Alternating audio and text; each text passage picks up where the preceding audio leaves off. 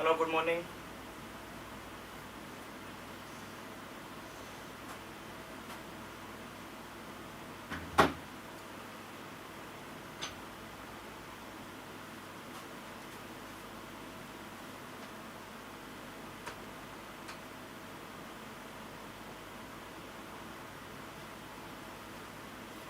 Live आ जाओ सारे लोग, स्टार्ट करते हैं वो zener diode.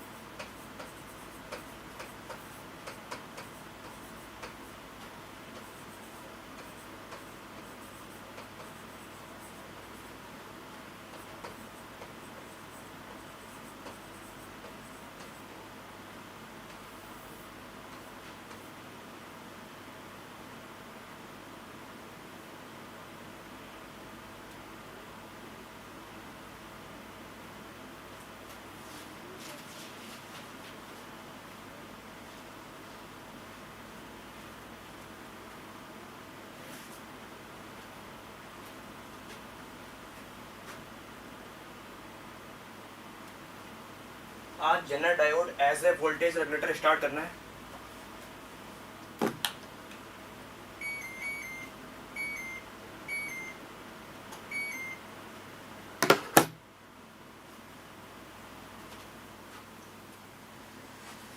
Good morning Rahul, और सुनाओ क्या हालचाल।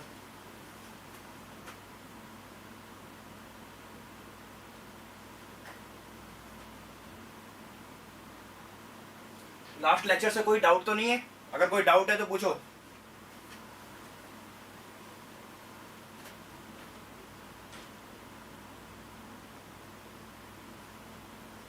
नहीं तो आज न्यूमेरिकल स्टार्ट करते हैं। Zener diode as a voltage regulator. सबसे पहले बेसिक, नो डाउट्स, ओके। तो फिर स्टार्ट करेंगे।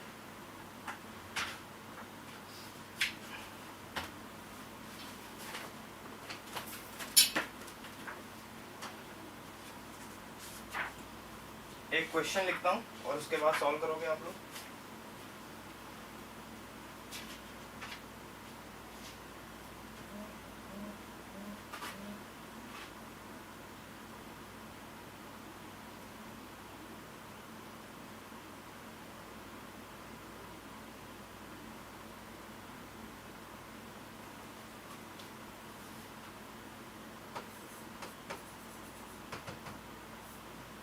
मैं कन्वेंशनल रेगुलेटर सर्किट आपका बनाऊंगा। सारे रेगुलेटर सर्किट आपके एक ही जैसे होंगे।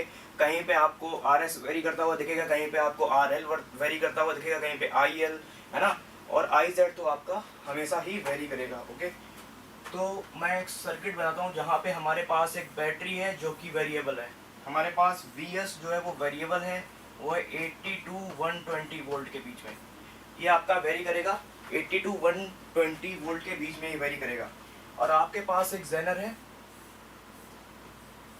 एक कन्वेंशनल सर्किट है आपका, और आपको ये जो वी जेड दे रखा है जो कि हमेशा दिया जाएगा, ये 50 वोल्ट है। ये वी जेड आपको दे रखा है 50 वोल्ट ब्रेक डाउन वोल्टेज। अब आपको एक आर एल दे रखा है,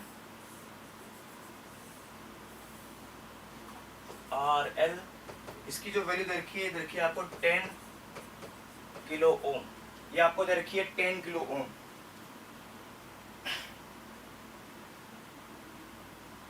तो आपको बताना क्या है यहाँ पे, ये कुछ आपकी आई, यहाँ पे 5 किलो ओम का रेजिस्टेंस मैं और लगा देता हूँ। ये 5 किलो ओम का रेजिस्टेंस था, 5 किलो ओम। ये इसको मैं बोल देता हूँ आर एस, और यहाँ से जो करंट फ्लो होगी आई एस, यहाँ से जो फ्लो होगी आई जेड, और यहाँ से जो फ्लो होगी आई एल। ये आपके पास होगी करंट।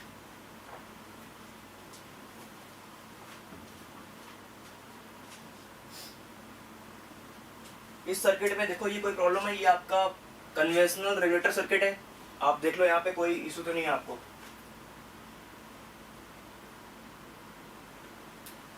तो आपको बताना है फाइंड द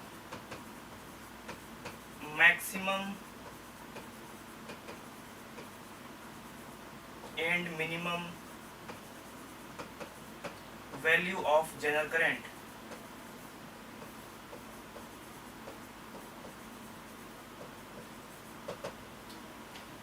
तो आप लोग मुझे बताओ ये क्वेश्चन को आप अप्रोच कैसे करोगे। सबसे पहले देखने में तो ये क्वेश्चन बहुत सीधा लग रहा है ना आपको, देखने में तो आपको सीधा लग रहा होगा, बट यहाँ पे आपको एक कॉशन लेना है। वो कॉशन ये है कि आप ये देखो जो मिनिमम इसका जो वोल्टेज है आपका, है ना, जो मिनिमम वोल्टेज मैं सोर्स में तो दे रहा हूँ 80 वोल्ट, क्या यहाँ पे आपका zener diode reverse breakdown region में होगा क्या? आप एक बार ये जरूर चेक करोगे। ओके, ये 80 वोल्ट को लेके चेक करो कि आपका जेनर रिवर्स ब्रेकडाउन रीजन में है क्या, या फिर वो सिंपली रिवर्स बायस है, ये आपको चेक करना है। उसके बाद ही आगे बढ़ेंगे। कई बार क्या होता है, यहाँ पे कुछ जो वोल्टेज की वैल्यू दे रखी होती है वहां पे आपका जेनर ब्रेकडाउन रीजन में होता ही नहीं है, तो आपका आंसर गलत आने के चांसेस रहते हैं। सर एक बार 80 लेंगे और एक बार 120, हाँ बिल्कुल, है ना। वेरिएबल होता है तो क्या होता है, एक मिनिमम वैल्यू होती है, एक मैक्सिमम वैल्यू होती है। तो मिनिमम यहाँ पे क्या है 80 वोल्ट, मैक्सिमम क्या है 120। बट मैं कह रहा हूँ मिनिमम जो वैल्यू होती है, देखो जेनर को ब्रेकडाउन रीजन में होने के लिए आपको क्या, आपको कुछ ऐसा जो वोल्टेज ड्रॉप होता है ना, वो कितना होना चाहिए, greater than equal to VZ होना चाहिए, या फिर करंट N2P फ्लो होनी चाहिए, जो भी आप समझ लो, ठीक है।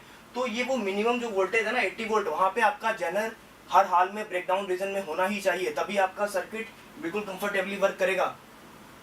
तो आप पहले पता करो क्या वो 80 वोल्ट पे ब्रेकडाउन रीजन में है क्या, उसके बाद ही आगे बढ़ोगे।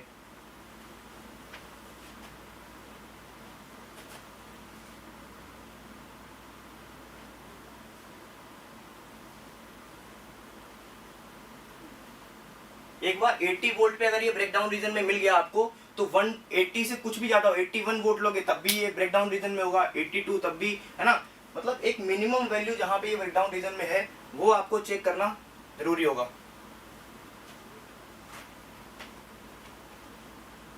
तो आप कैसे पता करोगे, देखो यहाँ पे जेनर हटा दो, है ना, यहाँ पे आपको सिर्फ चेक ही करना है, करंट की वैल्यू से थोड़ा लंबा हो जाएगा, आपको सिर्फ चेक करना है, जेनर हटा दो आप यहाँ से।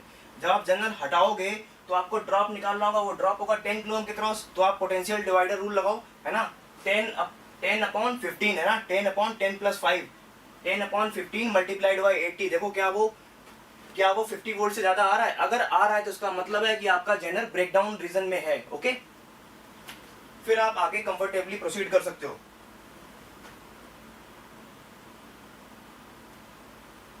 बस आपको आंख बंद करके आगे नहीं बढ़ना है।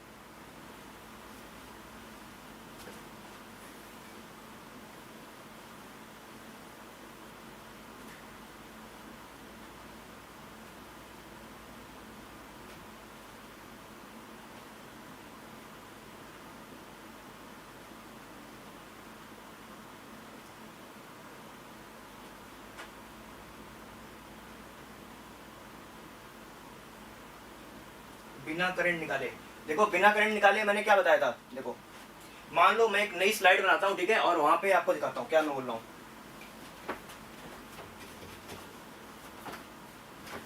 देखो सपोज करो हमारे पास सर्किट कुछ ऐसा है, सपोज करो हमारे पास सर्किट सिर्फ ये 80 वोल्ट की हमारे पास बैटरी है, ये 80 वोल्ट है, ओके, और यहाँ पे एक 5 किलो ओम का रेजिस्टेंस है, 5 किलो ओम, और यहाँ पे आपके पास एक जेनर है, ठीक है। इस जेनर का ब्रेकडाउन वोल्टेज आपका कितना है 50 वोल्ट, ये लिख देता हूं मैं, VZ = 50 वोल्ट, ये मैंने लिख दिया। और यहाँ पे साथ में RL एक बना देता हूं, जो कि RL आपका जो है वो है 10, RL आपका था 10 किलो ओम। तो मैंने बोला था आप सिंपल, मैं ये बोल रहा हूँ कि आपको ये चेक करना जरूरी है कि आप वो मिनिमम वोल्टेज सोर्स वोल्टेज जो आपका है ना, वो 80 वोल्ट है, क्या वहां पे जेनर ऑन होगा, और इतना ही चेक करना है ना, करंट वरेंट नहीं। तो बिना करंट निकाले कैसे पता करोगे, मैंने क्या बोला था, पहला तरीका करंट N2P होना चाहिए, या फिर आप जेनर हटा दो। मैं क्या करूंगा, जेनर हटा दूंगा, ये लो मैं जेनर हटा दे रहा हूँ, और जैसे ही मैंने जेनर हटाया, है ना, उस जेनर के अक्रॉस पोटेंशियल ड्रॉप निकालना होता है आपको। तो जेनर के अक्रॉस पोटेंशियल ड्रॉप, है ना, यहाँ पे लगा था, इनको मार्क कर लो A और B। तो इसके अक्रॉस क्या है 10 किलो ओम है ना, आपका 10 किलो ओम रेजिस्टेंस है आपका। तो 10 किलो ओम के क्रॉस आपका ड्रॉप क्या होगा, देखो आपको निकालना है VAB, है ना। तो पोटेंशियल डिवाइडर रूल सिंपल लगाओ आप, क्या होगा वो, ये रेजिस्टेंस जिसके क्रॉस ड्रॉप निकालते हैं 10 kilo ohm divided by 10 + 5, total resistance 15 kilo ohm, multiplied by input voltage क्या है वो 80 वोल्ट। क्या ये नहीं होता है वो,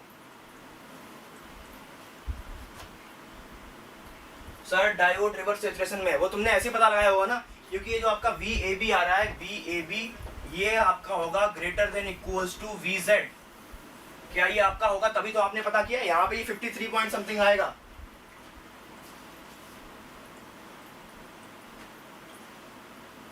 जो कि हर हाल में 50 से ज्यादा होगा। तभी आपको पता कर पाए हो कि आपका जो जेनर डायोड है वो रिवर्स सैचुरेशन रीजन में है, मिनिमम वोल्टेज पे 80 वोल्ट पे। तो 80 से ज्यादा पे तो हमेशा ही होगा, है ना। तो अब क्या करो, आप क्वेश्चन पे वापस चलते हैं। क्वेश्चन पे वापस चलेंगे और आपको वही वैल्यू बतानी है, find the minimum and maximum zener current.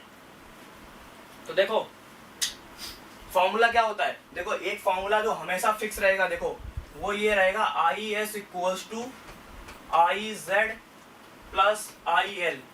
ठीक है, ये जो है ये आपका हमेशा ही रहेगा, जब कुछ भी वेरी नहीं कर रहे हो तो यही इक्वेशन आपकी होती है, IS equals to IZ plus IL। जिस तरीके से मैंने सर्किट बनवाया उसमें यही फॉर्मूला लगेगा। तो अब आपको एक चीज पता है इस सर्किट से, देखो इस सर्किट से आपको क्या क्या पता है। देखो इस सर्किट से आपको ये पता है कि आपका VS वेरी कर रहा है, यहाँ पे VS, ये VS होता है ना, तो जब VS वेरी करेगा तो आपका IS भी वेरी करेगा वेरी ऑफ कोर्स, और IZ तो वेरी करता ही है। बट आपका एक चीज फिक्स है, वो है IL। क्योंकि IL क्यों फिक्स है? क्योंकि आपका लोड रेजिस्टेंस 10 किलो ओम वो फिक्स है आपका, इसलिए ये आपका सर्किट में क्या फिक्स है। देखो यहाँ पे आपका IL फिक्स है, देखो IL फिक्स, ये आपका फिक्स है। तो देखो अगर IL आपका फिक्स है इस इक्वेशन में, तो अगर IS मैक्सिमम है, IS मैक्सिमम होगा तो आपका क्या IZ भी मैक्सिमम होगा। इक्वेशन को बैलेंस करने के लिए है ना, ये वाला मैक्सिमम, ये वाला भी मैक्सिमम, क्योंकि IL फिक्स है। अगर ये मिनिमम तो IZ भी मिनिमम, क्योंकि IL फिक्स है। ओके, तो दो इक्वेशंस क्या लिखती है, देखो दो इक्वेशन लिख देता हूँ। IS मिनिमम, सबसे पहले मिनिमम वैल्यू के लिए तो IZ minimum plus IL fix, ये इसको इक्वेशन नंबर 1 बोल रहा हूं मैं, और इक्वेशन नंबर 2 बोलूंगा मैं, IS maximum equals to IZ maximum plus IL fix. क्या ये इक्वेशन 2 आ गई आपकी? देखो IZ मिनिमम मैक्सिमम आपको निकालना है। हाँ राहुल, अभी आंसर वेरीफाई करते हैं, ठीक है, मैं थोड़ा यहाँ पे बता दूं। देखो IZ मिनिमम और IZ मैक्सिमम आपको निकालने हैं। IL की वैल्यू आपको पता हो जाएगी, है ना, कैसे पता होगी मैं बताता हूँ। और IS की वैल्यू क्या होती है, देखो IS क्या होता है, IS आपका होता है VS minus VZ upon RS। ये आपका होता है क्या, IS इक्वल टू होता है VS minus VZ over RS। तो देखो यहाँ पे VS की वैल्यू, देखो IS आपका मिनिमम कब होगा, जब आपका VS मिनिमम होगा, और IS आपका मैक्सिमम कब होगा, जब आपका VS मैक्सिमम होगा। तो सबसे पहले मिनिमम IS कब आएगा आपका, जब आपका VS मिनिमम होगा। तो आपको क्या करना होगा, देखो वापस से क्वेश्चन पे चलते हैं। तो जैसे ही आपको पता लग गया था यहाँ पे कि आपका zener diode reverse breakdown region में ही है, इस वोल्टेज रेंज में 80 to 120, आप क्या करोगे, आप इस जेनर डायोड को हटा के इसको एक 50 वोल्ट की बैटरी से रिप्लेस कर सकते हो, है ना। आप इसको एक बैटरी से रिप्लेस कर सकते हो। बैटरी से रिप्लेस करोगे तो यहाँ पे आपके पास वोल्टेज आ जाएगा 50 वोल्ट। देखो यहाँ पे आपके पास एक 50 वोल्ट आ जाएगा, आप इसको रिप्लेस कर दोगे बैटरी से, VZ की बैटरी से रिप्लेस कर देंगे। ये 50 वोल्ट की बैटरी से रिप्लेस कर दिया। अब आप आराम से करंट बता सकते हो, क्योंकि ये 50 वोल्ट हमारा RL के अक्रॉस भी है। तो यहाँ पे करंट कितनी आएगी, ये आपके पास आएगी 50 माइनस 0 ओवर 10, ये आपके पास आ गया 5 मिली एम्पियर। तो देखो आपके पास IL फिक्स की वैल्यू कितनी आ गई, 5 मिली एम्पियर। और आप यहाँ पे देखो IS क्या लिख सकते हो, IS आप लिख सकते हो VS, है ना, VS माइनस VZ कितना है 50 ओवर RS की वैल्यू कितनी है आपके पास 5 किलो ओम। तो आपके पास IS मिनिमम कब आएगा, देखो IS मिनिमम आपके पास तब आएगा जब VS मिनिमम होगा। तो VS मिनिमम कितना है 80, तो 80 माइनस 50 क्या हो गया 30 ओवर 5 मिली एम्पियर, ये आपके पास आ गया 6 मिली एम्पियर। तो IS मिनिमम आपके पास आ गया 6 मिली एम्पियर। अब आप चेक करते हैं IS मैक्स कितना आएगा, IS मैक्स आपके पास आएगा 120 माइनस 50, ये आ गया 70 ओवर 5, ये आपके पास आ गया 70 ओवर 5 मिली एम्पियर, ये आपके पास आ गया 14 मिली एम्पियर। तो अब आपके पास IS मैक्स और IS मिन दोनों की वैल्यू आपके पास आ गई है। IS मैक्स कितना है 14 और IS मिन कितना है, हाँ IS मैक्स 14 और IS मिन ये आपके पास है 6।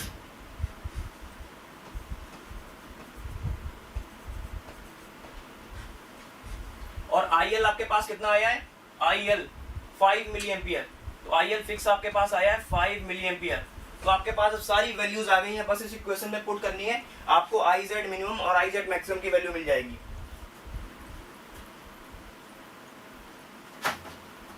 Sir 1 milli ampere.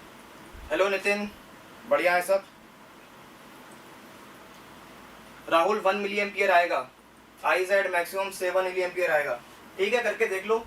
IZ minimum, IS minimum कितना है आपका 6 और 6 माइनस 5, तो आपका IZ मिनिमम 1 एम्पियर आया, 1 मिली एम्पियर। और 14 माइनस 5 ये आपका आया 9। IS मैक्सिमम कितना आपका आया, देखो यहाँ पे 14 मिली एम्पियर, और ये आपका IZ max plus IL fix की वैल्यू आपकी कितनी है 5 मिली एम्पियर। तो IZ मैक्स आपका आया 9 मिली एम्पियर।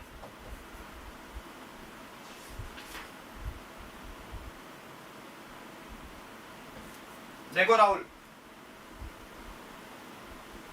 ये 7 कैसे आया राहुल तुम्हारा? नितिन मेरा क्वेश्चन सॉल्व कर रहे हो क्या? कोई डाउट हो तो बताना।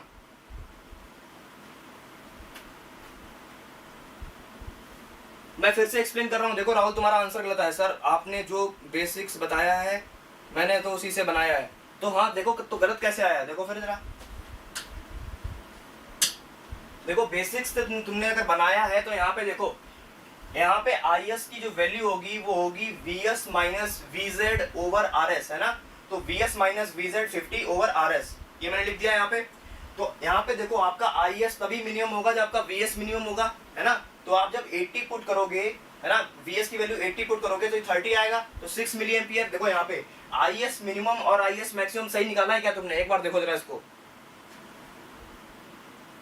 कैलकुलेशन मिस्टेक है।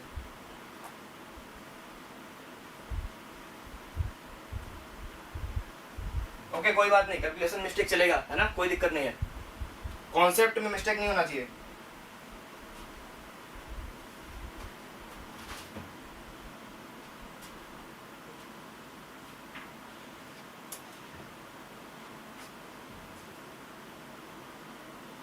एक क्वेश्चन और करते हैं, ये इजी दे रहा हूँ, ये इजी है, इजी तो खैर ये भी था, और करते हैं।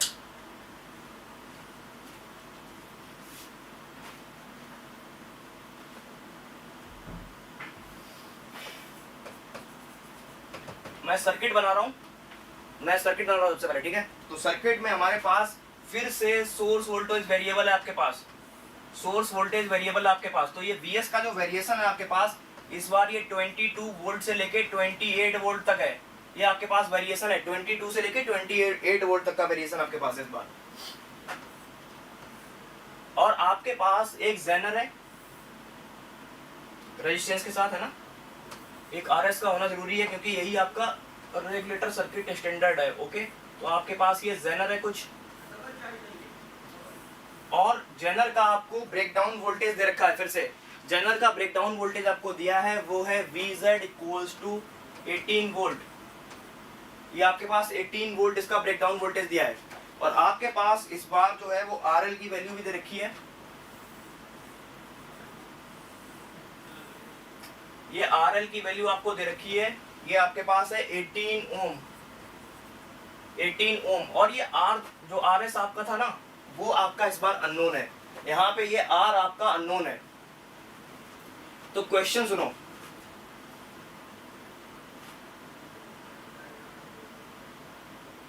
इस बार आपको IZ मिनिमम और IZ मैक्सिमम दे रखी है। देखो पिछली बार क्या दे रखा था, आपको पूछा था आई जेड मिनिमम और आई जेड मैक्सिमम। इस बार क्या है, देखो इस बार आई जेड की जो रेंज दे रखी है वो आपके पास है 200 मिली एम्पियर, 200 मिली एम्पियर से लेके ये आपके पास है 2 मिली एम्पियर तक, सॉरी 2 एम्पियर तक, ये आपके पास रेंज दे रखी है आई जेड की। तो क्वेश्चन आपका यहाँ पे सपोज करो यहाँ पे V नॉट है, यहाँ पे आपका V नॉट है जो कि हमेशा ही होता है ना, ये आपका V नॉट है। तो क्वेश्चन आपका है find the value of, find the value of course R unknown है, यही निकालना होगा। Find the value of series resistance, series resistance R, ये आपको R निकालना है, so that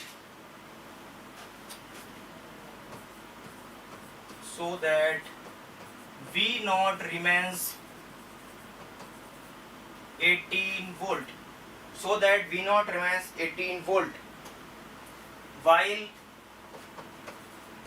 while input is free to vary between 22 volt to 28 volt। वो बोल रहे हैं कि आपको बताना है कि R की वैल्यू क्या होगी अगर यहाँ पे V नॉट आपका फिक्स 18 वोल्ट आ जाए, मतलब रेगुलेटर सर्किट की तरह वर्क करे, और आपका जो Vs है वो 22 से 28 वोल्ट के बीच में इंडिपेंडेंटली वो वेरी कर सके, है ना।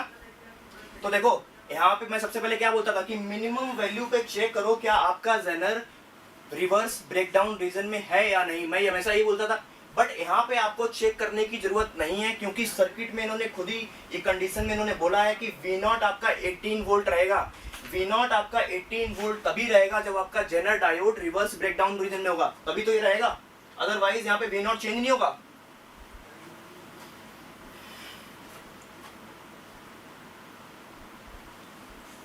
तो वो बोल रहे हैं क्वेश्चन में कि आपका V नॉट जो रह रहा है वो फिक्स 18 वोल्ट है, वो तभी होगा V नॉट जब आपका जेनर रिवर्स ब्रेकडाउन रीजन में होगा। उन्होंने कंडीशन हमें पहले से ही दे दी है और पूछा है कि हमारा R की वैल्यू बताओ अगर ये जो सोर्स वोल्टेज जो आपका जो भी है 22 वो से 28 के वोल्ट के बीच में ये इंडिपेंडेंटली आप वेरी कर सकते हो, इसमें कोई आपको इश्यू नहीं है। और आई जेड मिनिमम मैक्सिमम आपको दे रखी है, बस आपको बताना है कैपिटल R की वैल्यू। तो देखो यहाँ पे आपके पास सबसे पहले ये जब क्वेश्चन आपको दिखा करे ना, तो सबसे पहले आपको नजर में आपके ध्यान में एक ही इक्वेशन आनी चाहिए। देखो यहाँ पे आपको करंट फ्लो का IL और यहाँ से आपको जाएगा IZ जनरल करंट, और यहाँ से आपको जाएगा IS, है ना। तो आप एक इक्वेशन ही हमेशा लिखेंगे, यही वो इक्वेशन है जो आपको सारे zener diode as a voltage regulator में यूज करनी है। क्या इक्वेशन है वो इक्वेशन है आपकी IS equals to IZ plus IL, है ना। अगेन हमारा IL क्या है, फिक्स है, ओके। हमारा IL अगेन फिक्स है। जब हमारा IL फिक्स है तो वेरी कर सकते हैं सिर्फ IS और IS और IZ आपका सिर्फ वेरी कर सकता है। तो इसका मतलब जब IS मिनिमम होगा तो IZ को मिनिमम होना पड़ेगा, क्योंकि IL आपका फिक्स है। इक्वेशन तो बैलेंस होनी चाहिए, है ना। और फिर अगर IS आपका जो भी डिक्रीज करेगा तो IZ डिक्रीज करेगा, IS इंक्रीज करेगा तो IZ इंक्रीज करेगा, ओके। तो आपका देखो IS सपोज कर रहा हूं कि वो मैक्सिमम है, तो आपका IZ क्या होगा ऑटोमेटिकली मैक्सिमम। सेम इक्वेशन पिछली वाली यूज कर रहा हूं मैं। बट IS आपका मिनिमम अगर हुआ तो आपका IZ भी मिनिमम होगा प्लस IL फिक्स। तो सारे लोग आंसर लिखेंगे कमेंट बॉक्स में, यही वो इक्वेशन है। और IL की फिक्स की वैल्यू आप निकाल लो। मैं दोबारा से क्वेश्चन पे चला जाता हूँ, ओके। ये वो क्वेश्चन है जिसपे दोबारा से लगाता हूँ। देखो यहाँ पे IL की वैल्यू क्या आएगी, आप देखो IL की वैल्यू आपकी आएगी, है ना। यहाँ पे देखो पहले से पता लग गया ना कि हमारा जनरल किस में है, जनरल ब्रेकडाउन रीजन में, है ना। आपका जनरल ब्रेकडाउन रीजन में है। तो यहाँ पे मैं इसको रिप्लेस कर दूंगा 18 वोल्ट की बैटरी से, है ना। वो VZ की बैटरी से मैंने इसको रिप्लेस कर दिया। तो जैसे रिप्लेस किया यहाँ पे आपको मिल गया 18 वोल्ट, ये आपको 18 मिनट, तो आपकी IL की जो वैल्यू आई है वो आएगी 18 माइनस 0 ओवर 18 ओम, तो ये आपके पास आ गया 1 एम्पियर। तो आपके पास IL फिक्स की जो वैल्यू आ गई ये आपके पास आ गई 1 एम्पियर।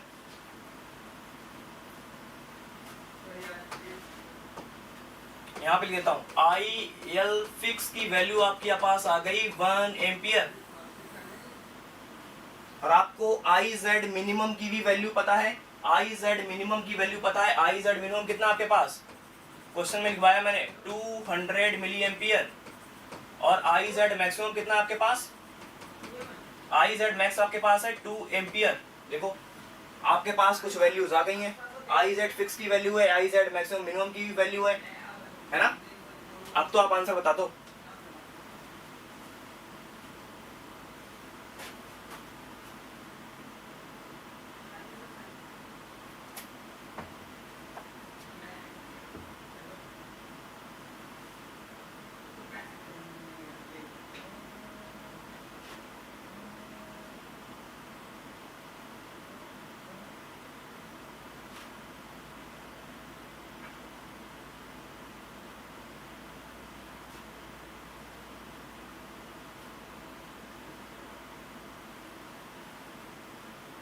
ये नीचे वाली क्वेश्चन यूज कर लूं क्या मैं, नीचे वाली देखो IZ मिनिमम की वैल्यू क्या है हमारे पास, जरा देखो IZ मिनिमम 200 मिली एम्पियर या फिर 0.2 एम्पियर लिख सकता हूं मैं, है ना। तो ये 0.2 एम्पियर और IL मैक्स आपके पास क्या है, IL फिक्स सॉरी, ये आपके पास है 1 एम्पियर। तो ये आपके पास आ गया 1.2 एम्पियर, ये तो आ गया। अब IS मिनिमम की वैल्यू देखते हैं। IS मिनिमम कब होगा आपका, जब आपका VS मिनिमम होगा। देखो जरा आपका IS मिनिमम कब होगा, यहाँ पे जब आपका VS मिनिमम होगा। तो VS मिनिमम कितना है 22 वोल्ट, तो 22 माइनस 18 ओवर R, है ना। ओके तो ये हो जाएगा 22 volt minus 18 volt over R। ये देखो आपके पास आ जाएगा।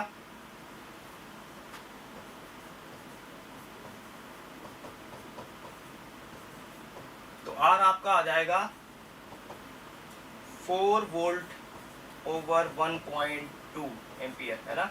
ये आपके पास आ जाएगा, देख लो।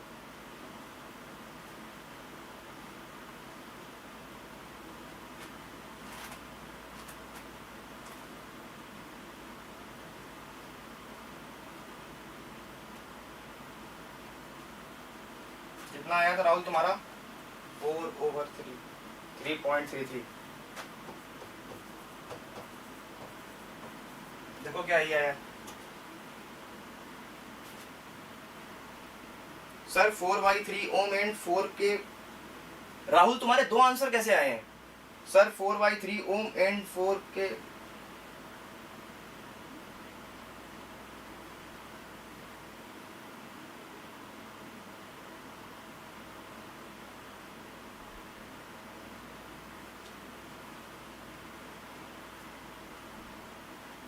राहुल दो आंसर आए तुम्हारे आर के। आर तो यहाँ पे फिक्स है ना। देखो वेरिएबल क्या है, देखो तुम्हारे दो आंसर कैसे हो सकते हैं। देखो यहाँ पे हमारा जो वेरी कर रहा है वो क्या वेरी कर रहा है, सिर्फ सोर्स, ये वोल्टेज ही तो वेरी कर रहा है। आर तो फिक्स है, तुम्हारी दो वैल्यू कैसे सकती है ना। देखो दोनों इक्वेशन में करके देख लो, दोनों इक्वेशन नहीं बराबर आना चाहिए। ऊपर वाली इक्वेशन देखो, हमारे पास दो इक्वेशन है ना, मैंने नीचे वाली इक्वेशन यूज करी है। तुम क्या कर सकते हो, तुम मिनिमम वाली इक्वेशन कुछ भी कर लो।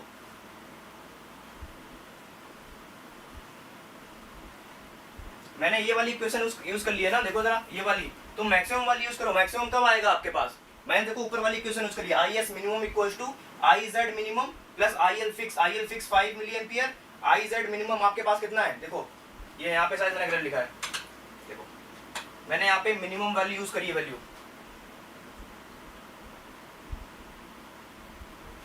सॉरी ये वो नहीं है, ये वो स्लाइड ही नहीं है, कहाँ पे इसका यूज किया। हाँ ये वो स्लाइड है, देखो यहाँ पे मिनिमम वाली वैल्यू यूज करी है मैंने। देखो IS minimum equals to IZ minimum plus IL fix, है ना। फिक्स हमारे पास 1 मिली एम्पियर और ये मिनिमम 0.2 था आपका, और ये मैक्सिमम होता तो क्या होता 22 वोल्ट अभी जो था ना, वो 22 वोल्ट ना होके यहाँ पे 28 वोल्ट आप पुट करोगे, तब भी R की वैल्यू आपको सेम ही मिलेगी।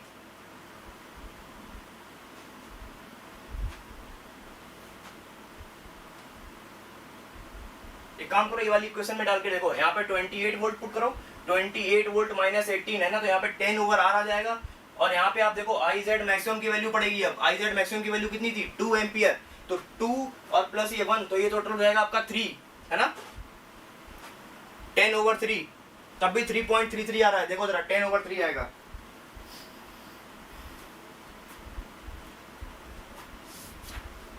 चलो और क्वेश्चन करते हैं।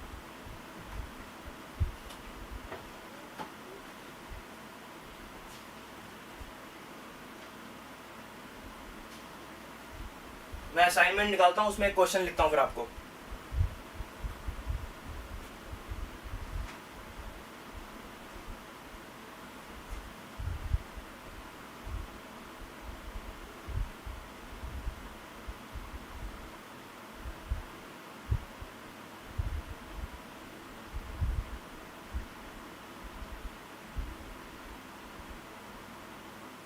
ओके,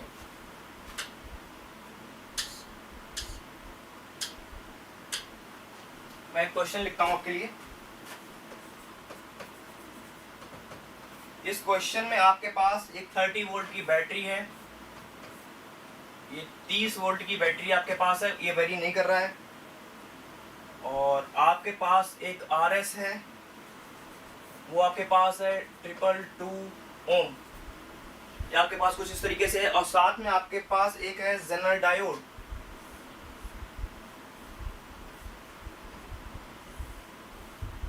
और इसका जो आपका जेनर ब्रेकडाउन वोल्टेज है वो आपका है 10 वोल्ट। इसका ब्रेकडाउन वोल्टेज जो आपका है वो है VZ इक्वल्स टू 10 वोल्ट, और आपको RL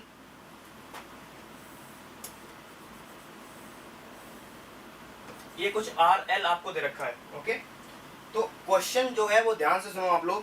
क्वेश्चन में बोला गया है कि सर्किट जो है वो आपका वोल्टेज रेगुलेटर सर्किट है। आपको देख के ही पता लग गया कि वोल्टेज रेगुलेटर सर्किट है, उनको बताने की जरूरत नहीं। फिर उन्होंने बोला कि पावर रेटिंग ऑफ डायोड उन्होंने दे रखी है। क्या दे रखा है, पावर रेटिंग ऑफ डायोड। देखो क्या होता है पावर रेटिंग, आप लोग बार पूछ रहे थे ना कि सर आपको VZ कैसे पता है ना, तो पावर रेटिंग से पता होता है, पावर रेटिंग ऑफ डायोड। ये आपको हर डायोड जेनर डायोड के साथ दी होती है, क्योंकि आप इससे ज्यादा अगर उससे ज्यादा वैल्यूज पे अगर आप करंट पे ऑपरेट करोगे तो वो जल जाएगा, है ना, तो यही पावर रेटिंग आपको बताती है। तो power rating of the diode जो आपकी है वो इन्होंने दे रखी है 400 मिलीवॉट। ये 400 मिलीवॉट इन्होंने पावर रेटिंग आपको जेनर की दे रखी है, और आपसे पूछा है कि द वैल्यू ऑफ RL, है ना, आपको पूछा है the value of RL, the value of RL that can establish maximum zener current, that sorry power of that will establish maximum power in zener, ऐसे लो maximum power in zener।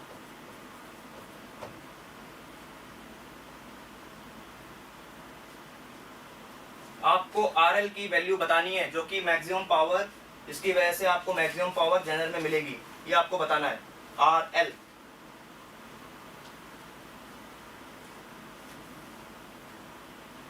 तो आपके options में दे देता हूं।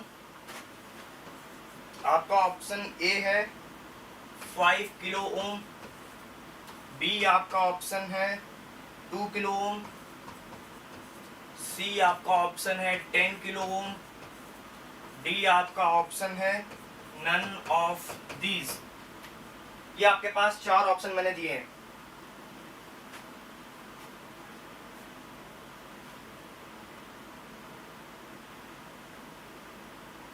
क्वेश्चन समझ में आया? आपका पावर रेटिंग डायोड का दे रखा है 400 मिलीवॉट। आपको बोला गया है RL की वैल्यू फाउंड करो, जो भी वैल्यू आपको मिलेगी, है ना, वही रिस्पॉन्सिबल होगी कि जेनर जो आपका है वो मैक्सिमम पावर उसमें एस्टेब्लिश होगी, है ना। आपको वही RL फाइंड करना है।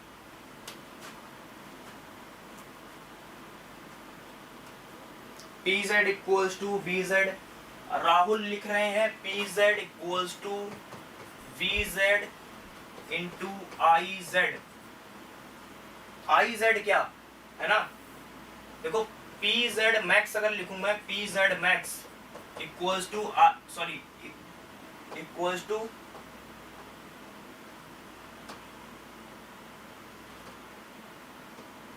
P Z max equals to V Z multiplied by I Z max.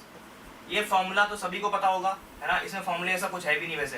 देखो जरा, P इक्वल्स टू वी आई आपको पता ही है ना, तो वी जेड आपका फिक्स है, वो क्या है आपका 10 वोल्ट, तो मैक्सिमम पी जेड कभी होगा जब आई जेड आपका मैक्सिमम होगा है ना। तो ये आपको यही फॉर्मूला पता करना होगा। पी जेड मैक्स आपको दे रखा है, पावर रेटिंग आप जो डायोड आपकी जो होती है यही मैक्सिमम पावर होती है आपकी। पावर रेटिंग आपकी जो डायोड दे रखा होता है यही आपका होता है मैक्सिमम पावर।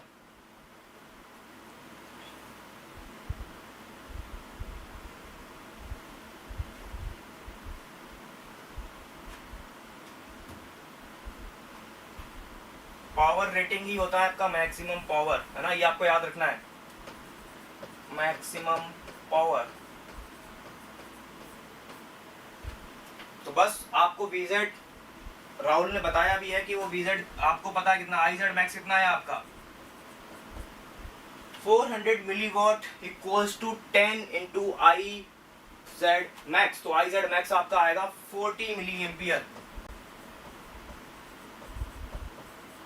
तो आई जेड मैक्स आपको पता हो गया है 40 मिली एम्पियर।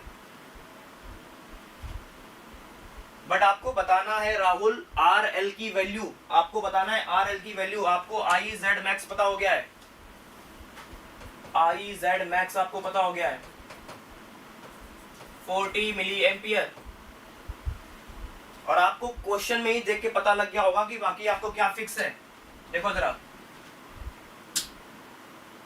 यहाँ पे आपको देख के पता लग गया होगा कि आपका जो फिक्स वैल्यू है वो आपका आई एस भी फिक्स है ना। देखो यहाँ पे आपका आई एस फिक्स है, आई एस है ना, ये फिक्स है आपका, और ये आपका है आई एल, और ये आपका है आई जेड। तो आपका आई एस फिक्स है,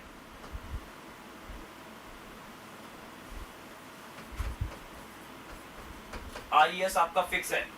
वो कितना है आपका,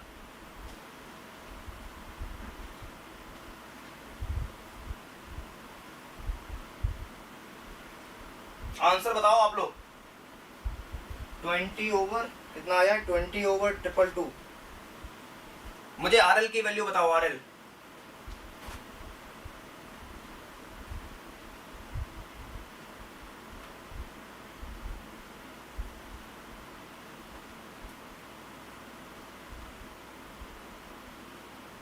क्या आपकी आई एस फिक्स कितनी आई है, मुझे आई एस फिक्स कोई बताएगा कि आई एस फिक्स, राहुल आई एस फिक्स की वैल्यू कितनी आई है तुम्हारी, एक एक करके आगे बढ़ेंगे। आई एस फिक्स की वैल्यू कितनी आनी चाहिए। देखो यहाँ पे आपको जैसे ही इसको ब्रेक डाउन, देखो आप इसको ब्रेक डाउन रीजन में जैसे ही आप इसको मानोगे, आप इसको बैटरी से रिप्लेस करोगे, यहाँ पे इसको 10 वोल्ट की बैटरी से रिप्लेस कर दो, फिर यहाँ पे कितना वोल्टेज आपको दिखेगा 10 वोल्ट है ना।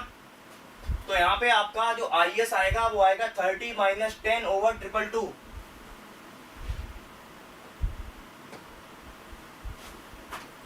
30 माइनस 10 ओवर 222 ओम, ये आपका 45 मिली एम्पियर करीब आएगा। देखो जरा चेक करो क्या यही आ रहा है आई एस फिक्स की वैल्यू,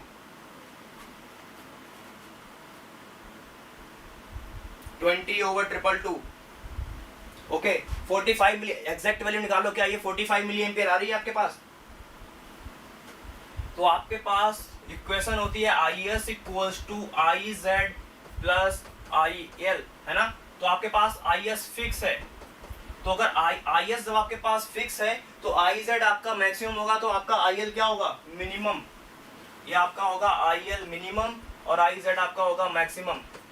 तो आई एस फिक्स की वैल्यू 45 मिली एम्पियर और ये आपका आई जेड मैक्स की वैल्यू आपके पास है 40 मिली एम्पियर, और ये आपके पास इक्वल्स टू होगा आई एल मिनिमम, ये आपके पास आ जाएगा 5 मिली एम्पियर, और आई एल मिनिमम की वैल्यू आपके पास क्या होगी, I L minimum. I L minimum कब होगा, जब आपका आर एल मैक्सिमम होगा, तो वो क्या होगा V Z over R L max, यही होगा ना। और वी जेड की आपकी वैल्यू कितनी है 10 volt, 10 volt over R L max.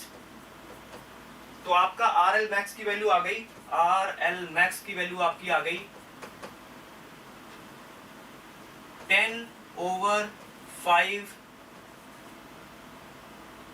मिली एम्पियर, सॉरी किलो ओम, गलत लिख दिया मैंने, किलो ओम। ये मिली ऊपर जाएगा तो किलो ओम बना देगा, ये हो जाएगा 2 किलो ओम। जरा देखो किसी को डाउट है इसमें?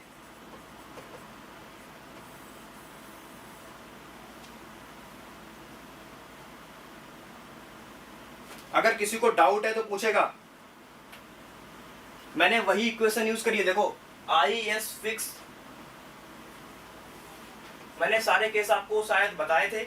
आई एस फिक्स है ना, देखो क्या लिखता हूं मैं, सिर्फ आई एस लिखो अभी, I S equals to I L plus I Z, ये लिखोगे आप, है ना। और इस क्वेश्चन में हमारे पास क्या था, हमारे पास आई एस की जो वैल्यू थी वो फिक्स थी, है ना। और वो फिक्स कितनी निकाली हम लोगों ने, 45 मिली एम्पियर।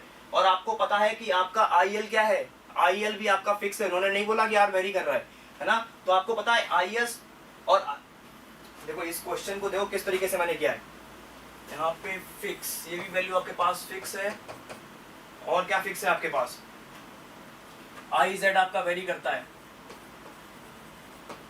तो आई S fix, I Z very करेगा। तो अगर मान लो आई जेड आपका मैक्सिमम वैल्यू दिया, जो कि हमें क्वेश्चन में दी है कि आई जेड मैक्स की वैल्यू हमें पता है, तो ऑटोमेटिकली आई एल कितना होगा, मिनिमम होगा, और ये आई एस आप लिखोगे फिक्स। इक्वेशन को तो बैलेंस होना ही पड़ेगा ना। अगर कोई चीज फिक्स, अगर किसी इक्वेशन में आ रही है, अगर दो चीज वेरी करोगे तो एक ज्यादा होगा, एक ऑटोमेटिकली कम होगा।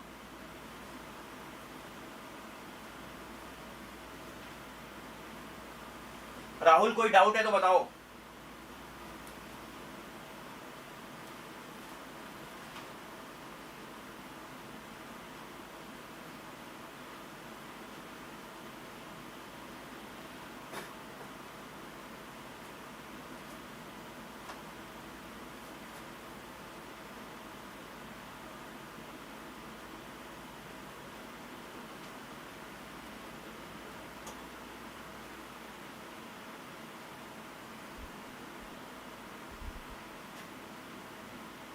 सर 20Y222 से आपका 45 मिली एम्पियर कैसे आ गया यार, ये कैसा डाउट है, देखो जरा।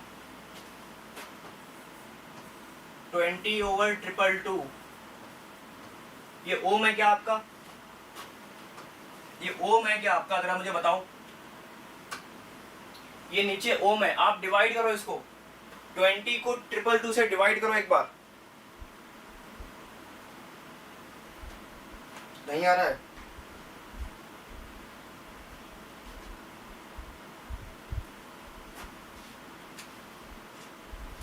सॉरी, ये शायद मैंने क्या किया है, मैंने यहाँ पे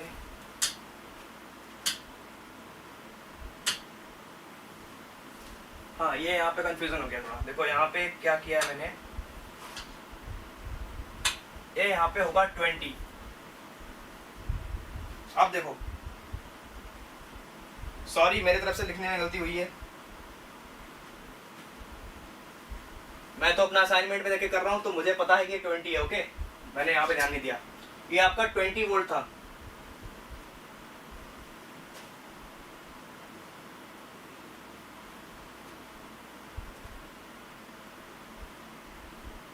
ये आपका 20 होगा। तो इस क्वेश्चन में और कहाँ पे चेंज आएगा, यहाँ पे तो कोई चेंज नहीं आएगा।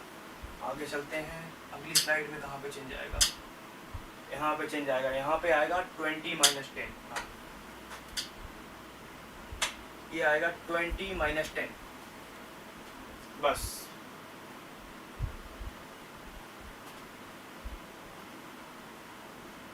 ओके, आगे चलते हैं।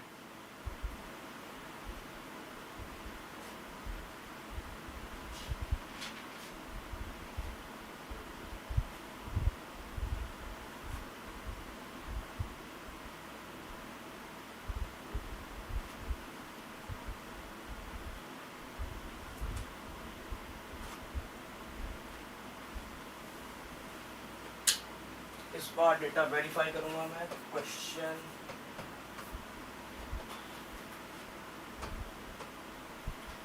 हमारे पास एक सर्किट है और इस बार बैटरी है 12 वोल्ट की, ±12। ना 12 वोल्ट की है ना, हाँ 12 वोल्ट है। और ये अगेन आपके पास कुछ आर जो है वो आपका नहीं दिया है, उसकी वैल्यू इसको दे रखा है कैपिटल आर।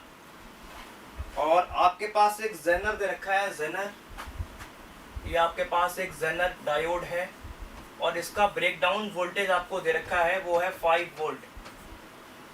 जेनर का ब्रेकडाउन वोल्टेज आपको दे रखा है 5 वोल्ट। और आपके पास एक लोड दे रखा है, ये आपके पास लोड है आर एल। और ये लोड जो है वो आपका वेरिएबल है।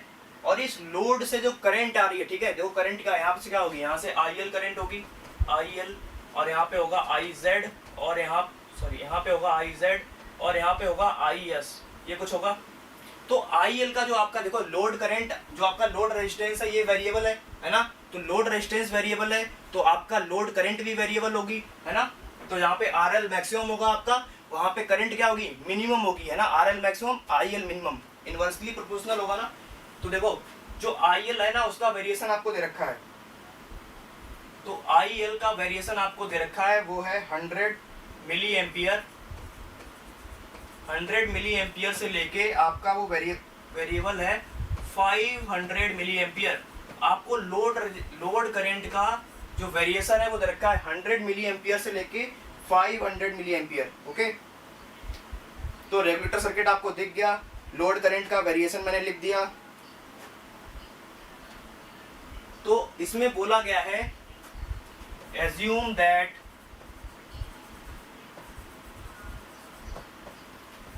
Jenner knee current is very small, small का मतलब निग्लेजिबल है। Okay, negligible. जो आपकी जेनर नी करंट है वो आपकी निग्लेजिबल है। Okay, the value of R is, तो find the value of R, है ना।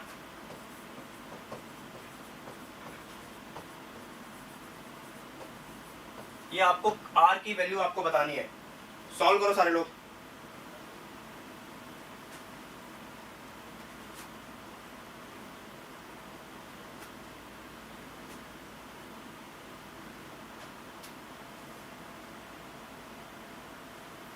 जब मैंने आपको जनरल डायोड की कैरेक्टरिस्टिक बताई होगी तो मैंने आपको बताया होगा कि, है ना, वो करंट जहाँ से, है ना, आप वो वोल्टेज जब हल्का सा आप जनरल के पास पहुंचते हो तो आपको एक मिनिमम वो जनरल करंट मिलती है ना। वो मिनिमम को मैं बोला था कि वो उसको नी करंट भी बोलते हैं, है ना, उसको फायरिंग करंट, है ना, आई फायरिंग भी बोलते हैं, है ना, और आई जेड के, या फिर मिनिमम जनरल करंट, जो भी आप बोलो, ये सारे उसको नाम दिए जाते हैं, है ना। वो यहाँ पे बोला है कि वो 0 है, तो मतलब आई जेनर मिनिमम, इस लाइन का मतलब है कि आई जेड मिनिमम जो आपकी है वो 0 है, ये कहने का मतलब है इनका।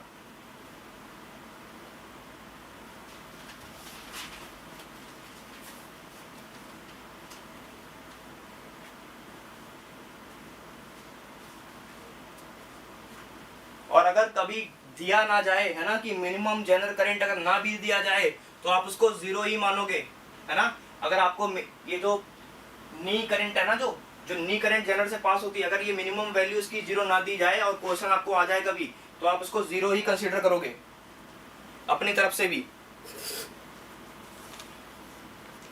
यही आइडियल केस है आपका।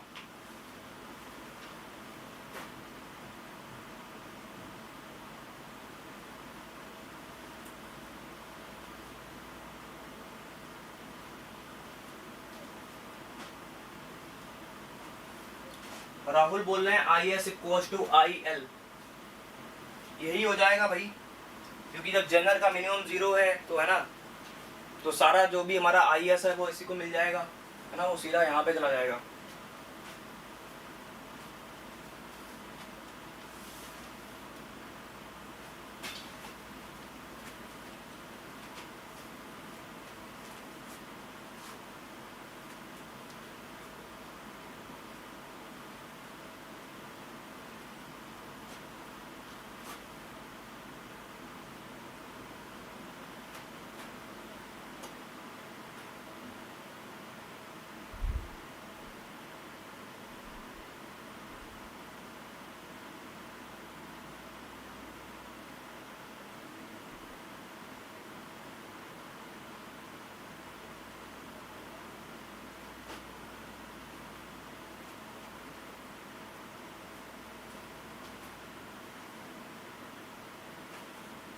मुझे परफेक्ट आंसर चाहिए। आर की वैल्यू क्या आई है?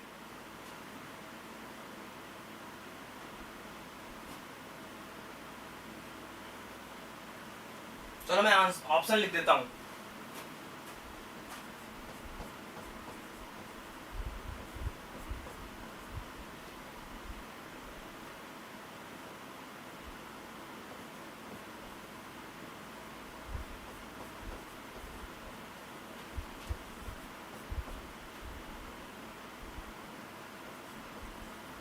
ए ऑप्शन आपका 14 ओम, बी ऑप्शन आपका ऑप्शन 70/3 ओम, सी ऑप्शन आपका 70 ओम, डी आपका ऑप्शन 7 ओम। आप बताओ कौन सा आंसर आपका सही होगा?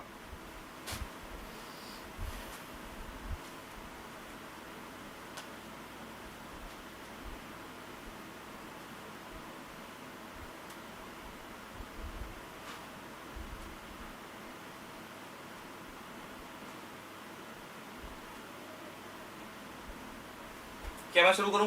देखो इस क्वेश्चन में एक और पार्ट भी करेंगे। देखो यहाँ पे हमारे पास जो इक्वेशन है वो क्या बनती है? I S equals to I Z plus I L. ये इक्वेशन हमारे पास हमेशा ही रहती है ना? और हमारे पास यहाँ पे आई एस की वैल्यू आपके पास कुछ फिक्स है, आई एस फिक्स है आपके पास। और तो आई जेड आपका मिनिमम जब होगा तो आपका ऑटोमेटिकली आई एल क्या होगा? मैक्सिमम होगा। देखो अगर ये कुछ वैल्यू अमाउंट फिक्स है आपका, तो अगर ये वाला आई जेड अगर आपकी एक वैल्यू डिक्रीज होती है तो ऑटोमेटिकली दूसरा वाला जो होगा उसको इंक्रीज होना पड़ेगा, है ना? क्योंकि ओवरऑल जो है ना वो आपका वो वेरी नहीं हुआ है, वो फिक्स है। तो यहाँ पे आई जेड मिनिमम की वैल्यू आपको क्वेश्चन में दे रखी थी 0, और आई एस फिक्स की आपके पास क्या थी वैल्यू? आई एस फिक्स। तो आई एस फिक्स आप लिखोगे, देखो क्वेश्चन में देखो ये रहा हमारा क्वेश्चन। हाँ, तो जैसे ही हमारा पता लगा कि जेनर जो है वो ब्रेकडाउन रीजन में है, तो आप क्या करोगे? जो हम हमेशा करते आए हैं वही करेंगे, कुछ अलग नहीं। हम हमेशा करते आए हैं कि इस जेनर को हटा देते हैं।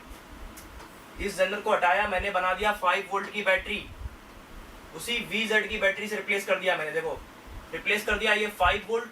तो यहाँ भी आपको दिखेगा कितना? 5 वोल्ट। इस नोड पे आपको दिखा 5 वोल्ट।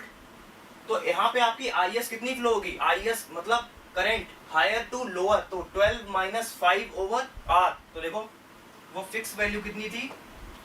12 माइनस 5 ओवर R, ऐसे कुछ था। और plus IL max.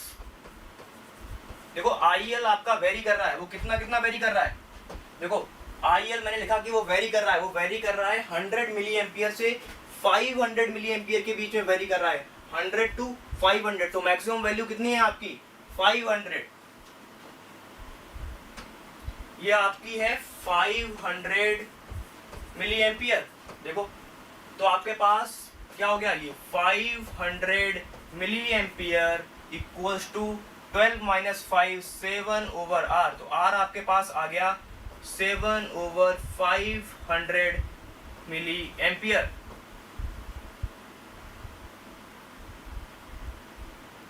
Sorry 500 milli ampere नीचे की तरफ, ओके। 7 over 500 milli ampere. तो मिली को ऊपर ले जाओगे आप तो 10⁻³ हो जाएगा ऊपर, है ना?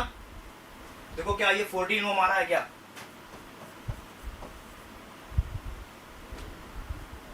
$70 ओम? क्या ये 70 ओम आएगा क्या?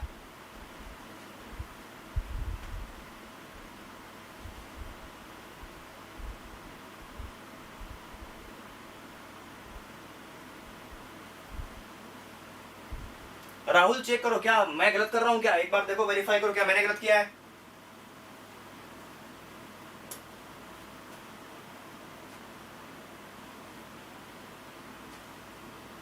क्या ये 70 ओम आ रहा है या ये 14 ओम आ रहा है? सारे लोग बताएंगे क्या आएगा। सर मैंने मिनिमम वैल्यू ली IL की, आपने मैक्सिमम लिया है। अरे तो तुमने मिनिमम क्यों लिया? देखो ना इक्वेशन देखो जरा ध्यान से। देखो ये इक्वेशन तो आपकी, यही तो गलती है। देखो यही तो गलती आपकी होगी क्वेश्चन में। देखो देखो आई एस आपका फिक्स है। देखो ये जो इक्वेशन है ना, ये तब वैलिड, ये इक्वेशन सिर्फ तब वैलिड है, ये इक्वेशन सब सिर्फ तब वैलिड है जब आपका कुछ भी वेरी नहीं कर रहा, ना तो आपका सोर्स है ना वो आर एस वेरी कर रहा है, ना ही आपका वी एस वेरी कर रहा है, ना ही आपका है ना आई जेड तो देखो वेरी करेगा, वो हम निकालेंगे इक्वेशन से। और आई एल जो है वो भी आपका फिक्स है, आई एल भी आपका फिक्स है, आई एस भी आपका फिक्स है, तो ऑटोमेटिकली आपका आई जेड भी कुछ ना कुछ फिक्स ही आएगा, है ना, एक ही वैल्यू आएगी वो। बट यहाँ पे हुआ क्या है, आपका आई एस आपका फिक्स, आपका आई एस मैंने कर दिया फिक्स, तो अगर आई जेड की वैल्यू मिनिमम होगी तो ऑटोमेटिकली आई एल आपके पास क्या आएगा, मैक्सिमम आएगा, है ना। 3 एप्पल है घर के किसी के पास, उसे बांटना है 2 भाइयों में, तो अगर किसी को 2 दोगे तो बचे वाला एक ही तो बचेगा दूसरे को देने के लिए, है ना। तो अगर यहाँ पे अगर मैंने किसी को 1 दिया है तो बचे दूसरे वाले को ज्यादा देना पड़ेगा ना, क्योंकि ओवरऑल अमाउंट हमारे पास 3 एप्पल फिक्स ही है। तो अगर किसी को 1 दोगे, है ना, या 0 दोगे तो बाकी बचे हुए को तीनों देने पड़ेंगे आपको, है ना। कोई और चॉइस है क्या आपके पास? आपको डिस्ट्रीब्यूट तो करना ही है ना।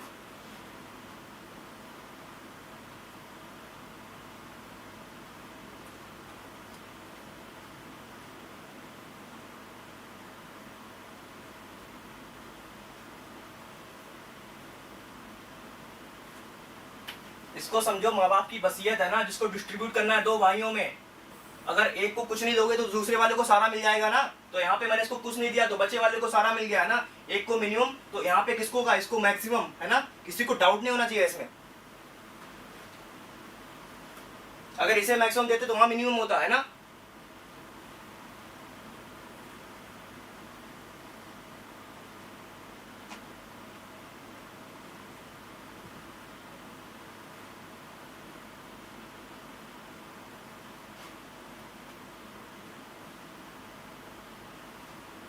ये इक्वेशन जो राहुल है ना, ये इक्वेशन हमेशा फिक्स रहेगी, ये वाली equation I S equal to I Z plus I L हमेशा फिक्स रहेगी, ये तभी है।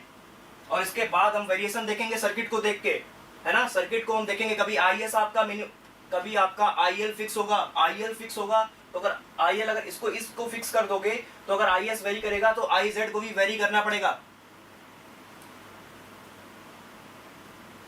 अदरवाइज ये इक्वेशन बैलेंस नहीं होगी।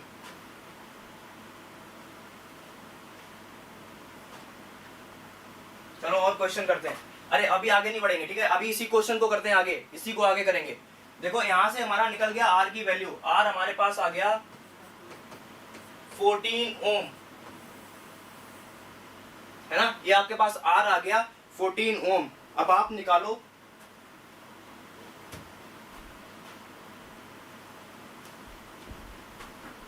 अगला स्लाइड में चल रहा हूं, maximum power dissipation, maximum power dissipation across diode लिख दो, पावर डिसिपेशन अक्रॉस डायोड।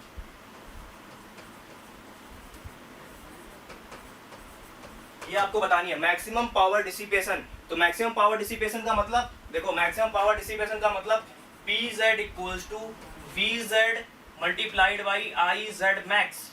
देखो अब आपको चाहिए होगा IZ मैक्स, PZ मैक्स आप तभी निकाल पाओगे, ये इसको पार्ट 2 बोल दो इस क्वेश्चन का, इस क्वेश्चन को मैं बोल रहा हूँ पार्ट 2।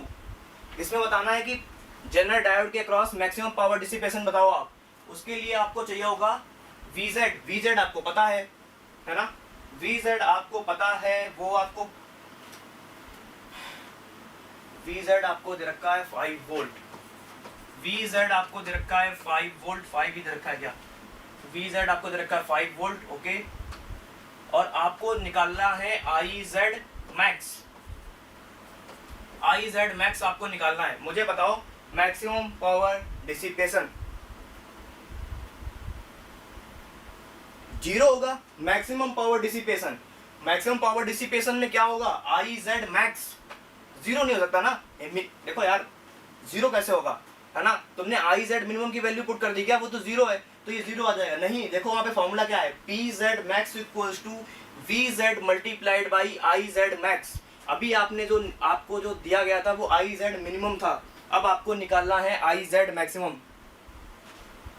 आई जेड निग्लेजिबल नहीं है, आई जेड मिनिमम निग्लेजिबल है, निग्लेजिबल मिनिमम। देखो मैंने आपको पहले बताया होगा, जेनर डायोड क्या करता है, जेनर डायोड वोल्टेज को रेगुलेट करता है। कैसे करता है, देखो मैं सर्किट पे दोबारा चलता हूं।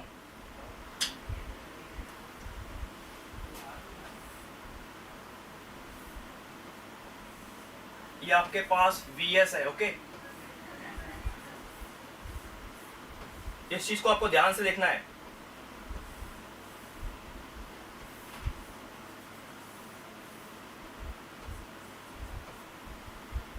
देखो ये जो आपका जेनर डायोड होता है ना, ये समझ लो कि बहुत ही सज्जन इंसान की तरह है एक आपका, ये बहुत ही सज्जन इंसान है आपका।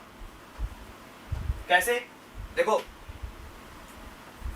आपका ये जो लोड रेजिस्टेंस है ना, ये आपका समझ लो घर का कोई भी वायरिंग है, ओके, घर का कोई भी वायरिंग है ना, जहाँ पे आपने प्रेस लगाया, टीवी लगाया है ना, वॉशिंग मशीन कुछ भी लगाया आपने, ओवन लगाया, तो ये वो लोड रेजिस्टेंस है। आप क्या करोगे, कभी कुछ हटाओगे कभी कुछ लगाओगे, लोड की वैल्यू क्या करोगे आप, चेंज करोगे, है ना। और ये आपकी मेंस पावर सप्लाई है Vs, है ना, ये तो आप करोगे। देखो इस कॉन्सेप्ट को ध्यान से समझना होगा, तभी आप समझ पाओगे कि जेनर डायोड वो मिनिमम मैक्सिमम का कॉन्सेप्ट आपको तभी समझ में आएगा जब अभी मेरी बात सुनोगे तो ये जेनर डायोड क्या करता है, जैसे लोड के क्रॉस, देखो यहाँ पे जब भी जेनर डायोड आप ब्रेकडाउन रीजन में होगा तो ये क्या करेगा, ये बन जाता है Vz की बैटरी।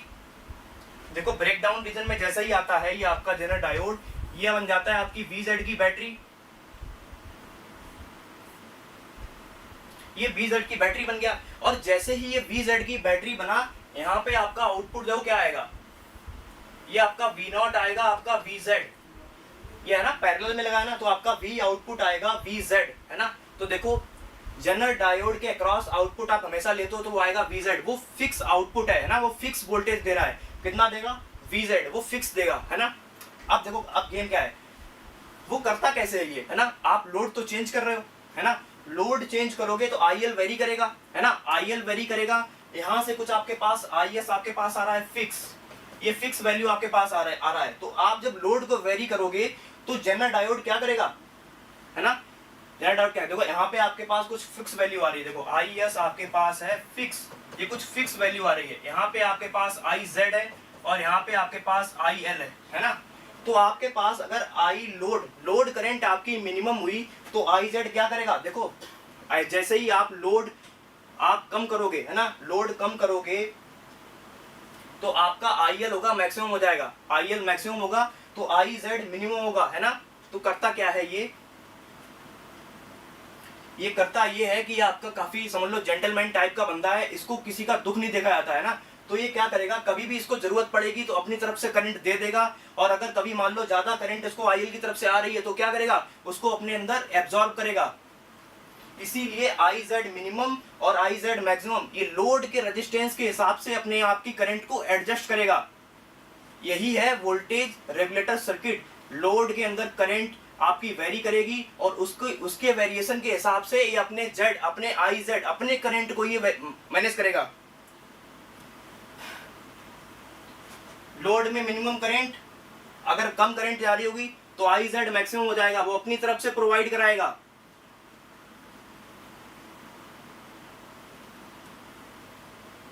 इसीलिए मैंने बोला ये जेंटलमैन है, इधर कुछ इसको जरूरत पड़ेगी तो ये देगा खुद से, और अगर इसको ज्यादा होगा तो इसकी वैल्यू ले भी लेगा, है ना, वो अपने अंदर से करंट थोड़ी फ्लो कराएगा।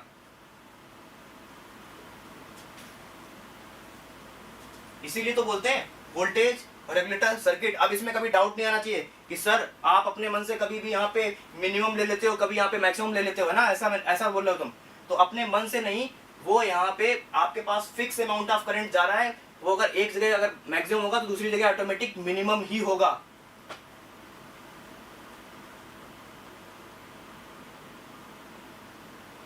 सर यू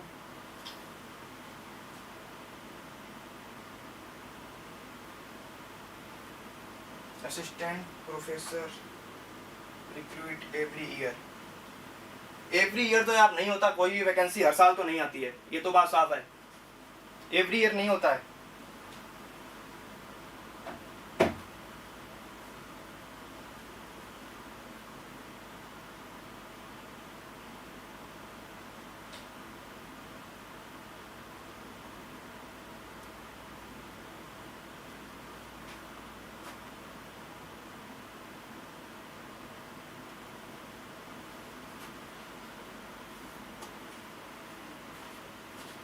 तो एक क्वेश्चन और करते हैं।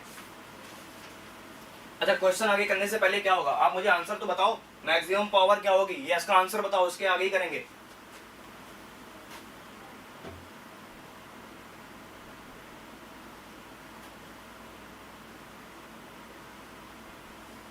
तो IS फिक्स था आपका, है ना? कहाँ गया, पुरानी स्लाइड में चलते हैं वापस, यहाँ पे वापस चलते हैं, यहाँ पे। तो यहाँ पे देखो हमने क्या इक्वेशन यूज कर ली थी, IS fix equal to IZ minimum IL maximum. अब देखो, अब दूसरी इक्वेशन यूज करते हैं। दूसरी इक्वेशन आपके पास क्या है, IS फिक्स, अगेन आपके पास फिक्स है, तो IZ मैक्स प्लस IL मिन, ये आपको यूज करनी है। IL मिनिमम की वैल्यू आपको पता है क्या, मैंने क्वेश्चन में दी है। IL मिनिमम की वैल्यू क्या है, देखो जरा, IL मिनिमम की वैल्यू मैंने 100 मिली एम्पियर दी है। तो देखो IL मिन मैंने दिया है 100 मिली एम्पियर,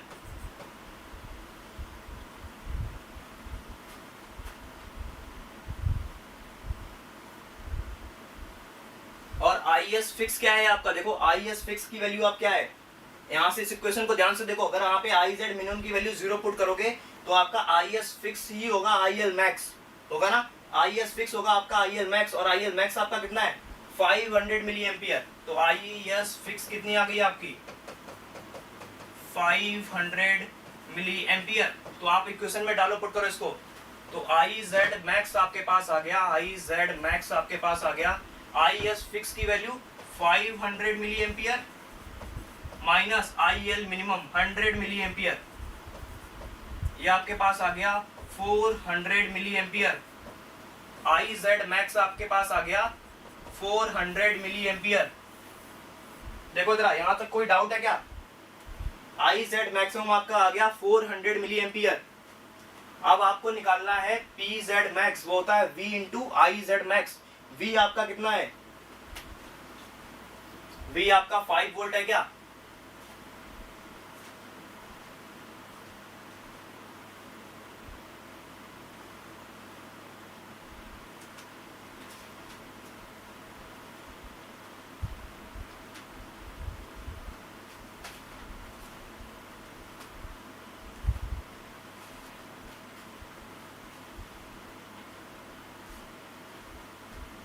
दो वाट आ रहा है, बिल्कुल सही है, 2 वाट आएगा।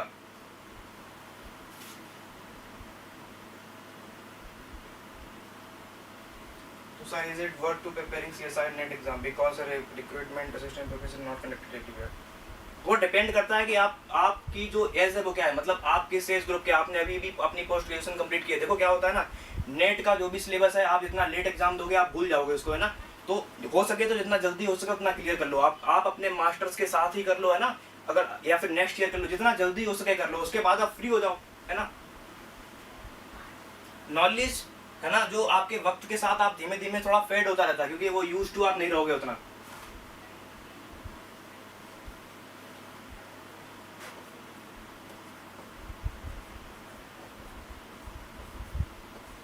और आप अगर नेट क्लियर करके रहोगे तो आपके पास और बहुत सारी करियर अपॉर्चुनिटीज आपके पास बेटर रहेंगी, है ना।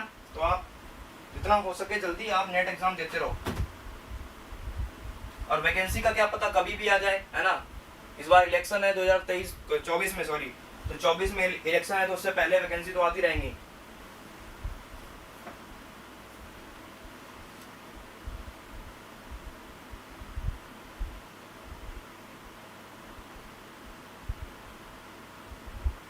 हाँ, अरे अपन लोग जितना पढ़ रहे हैं ना, जितना पढ़ रहे हैं प्रीवियस ईयर तो कुछ बचेगा ही नहीं, हलवा हलवा बचेगा पूरा, है ना। काफी इजी रहेगा, हम लोग काफी अच्छे क्वेश्चंस कर रहे हैं यहाँ पे।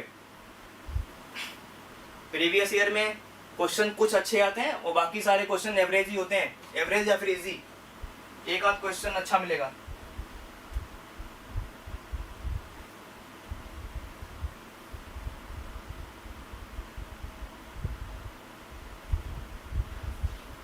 तो चलो एक क्वेश्चन और करते हैं, है ना, एक क्वेश्चन और करते हैं।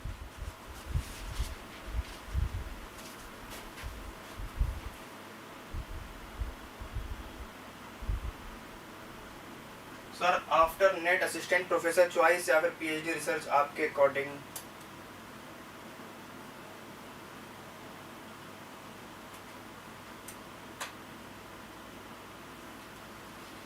देखो ये क्वेश्चन आपका जो पूछा है ना कि आप नेट के बाद असिस्टेंट प्रोफेसर चॉइस या फिर पीएचडी आपके लिए कौन सा फील्ड सही है।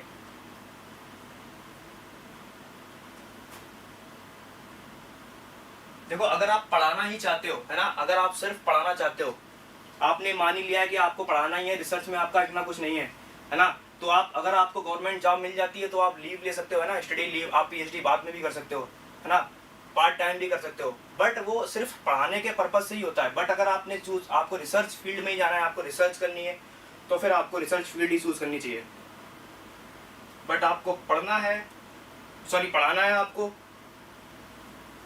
तो आप असिस्टेंट प्रोफेसर चॉइस आपके लिए ठीक है ना। पीएचडी के लिए कोई एज नहीं होती, मे बी आपका, जैसे बहुत से लोगों का क्या होता है कि रिसर्च का इंटरेस्ट चेंज होता रहता है, या फिर आपने जब पोस्ट ग्रेजुएशन आपने जो करी है उसमें आपका रिसर्च बैकग्राउंड, अच्छा खासा रिसर्च बैकग्राउंड है आपका है ना, तो एक अलग बात है, फिर तो आपको पता होता है आपको क्या रिसर्च करनी है। अगर आपका अच्छा खासा रिसर्च बैकग्राउंड नहीं है और उसके बाद भी, सर अदर स्टेट में अप्लाई कर सकते हैं, हाँ कर सकते हो, अदर स्टेट्स में आराम से कर सकते हो है ना, बट वहां पे आपका रिजर्वेशन जो होता है ना, वो रिजर्वेशन अप्लाई नहीं होता, अदर स्टेट में आप कर सकते हो।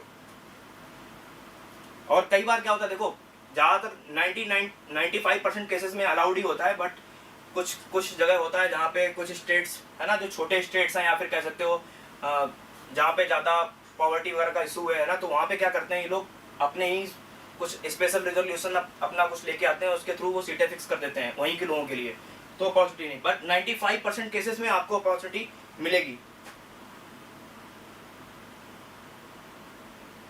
हाँ बिल्कुल सही है। तो अगर ये भी राहुल जैसे कि बोल रहा है, आपके पास फाइनेंशियली आपके पास कितना बैकअप है ना, ये भी बहुत मैटर करता है। आप टीचिंग फील्ड में पैसे तो आपके पास कुछ आएंगे ना, बट रिसर्च फील्ड आपके पास उतने पैसे नहीं आएंगे, या फिर आप आउट अब्रॉड हो तो अलग बात है, इंडिया में तो नहीं आएंगे।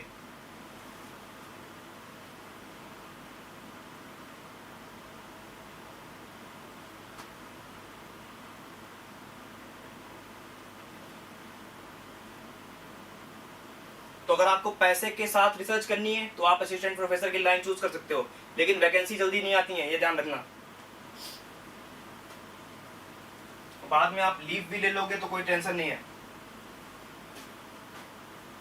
हाँ लेकिन याद रखना, ये जो रिसर्च का जो है ना, वो मिनिमम 5 ईयर्स है ना। अगर आप इंडिया में करोगे तो आपकी चलो बढ़ गई है फेलोशिप 37,000 40 तक पहुंच जाएगी, ठीक है, तो आप 40,000 में क्या 5 साल तक 6 साल तक क्या आप अपने घर को चला पाओगे, है ना, ये बहुत इंपॉर्टेंट है।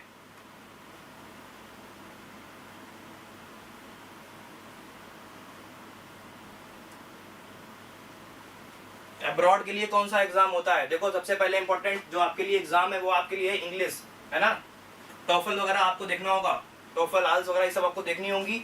और दूसरी चीज आपका रिसर्च बैकग्राउंड, अगर आप जैसे आईआईटी से हो है ना, आप आईआईटी से हो, आइजर्स से हो, या फिर आप किसी आपने कोई प्रोजेक्ट कर रखा है ना, अगर आपने ऐसा कुछ कर रखा है तो आपके लिए एक प्लस पॉइंट है ये, है ना, क्योंकि जो इंडिया से थोड़ा अलग होता है। सर आफ्टर पीएचडी क्या डायरेक्टली जॉब मिल जाएगा ये क्वेश्चन जो है ना, ये पीएचडी के बाद डायरेक्ट जॉब मिल जाएगा क्या, ये जो क्वेश्चन जो है ना, ये थोड़ा कॉम्प्लिकेटेड क्वेश्चन है। कॉम्प्लिकेटेड किस सेंस में, क्योंकि अब क्या बताऊं, बहुत सी जगह ऐसे हैं जहाँ पे ठेके पे भी पीएचडी हो जाती है ना, तो वो लोग करके भी हर जगह अप्लाई कर देते हैं। पीएचडी के बाद डायरेक्टली जॉब मिल जाएगी इसकी कोई गारंटी नहीं है।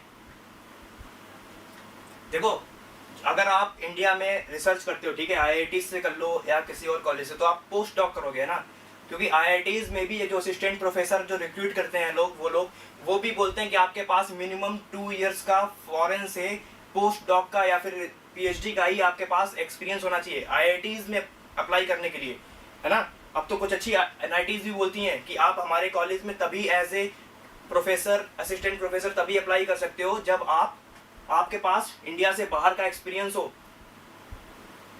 और इंडिया से बाहर का भी एक्सपीरियंस कैसा होता है, आप जिस कॉलेज में पढ़ के आए हो उसकी क्यूएस वर्ल्ड रैंकिंग 300 के अंदर हो, है ना।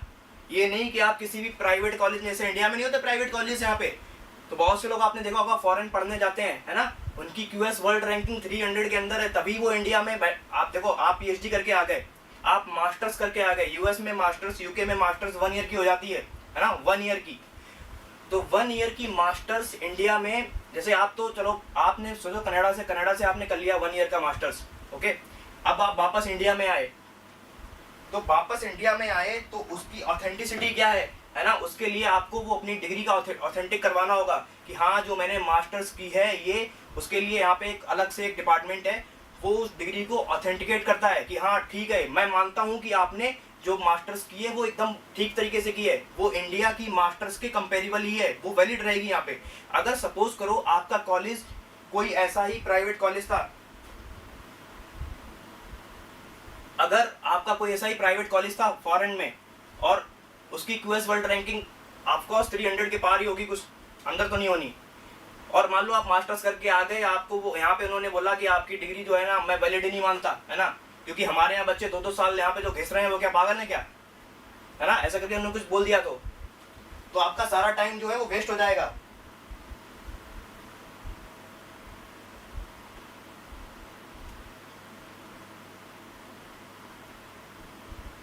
तो आपको फॉरेन में भी एडमिशन अगर आप लेते हो तो आपको बहुत चीज़ें ध्यान में रखनी होंगी। और देखो यहाँ पे अगर आपका रिसर्च बैकग्राउंड अच्छा है, अगर आपने प्रोजेक्ट कर रखा है, तो आपको रिकमेंडेशन वगैरह वो लोग मांगते हैं कि 2 लोग रिकमेंड कर दो, है ना, 3 प्रोफेसर रिकमेंड करें, तो आप रिसर्च करते हो तो 1-2 लोग तो आपको जान ही जाते हैं, तो आपके लिए काफ़ी ईजी पड़ जाएगा। तो आपको फंडिंग वगैरह सही से मिल जाती है, फेलोशिप कह सकते हो उसको।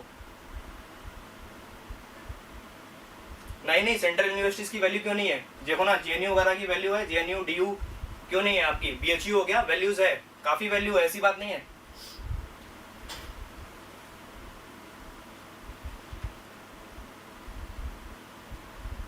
और पीएचडी के बाद डायरेक्टली जॉब मिलेगी, ये बहुत ही अनसर्टन है, बहुत ही ज्यादा।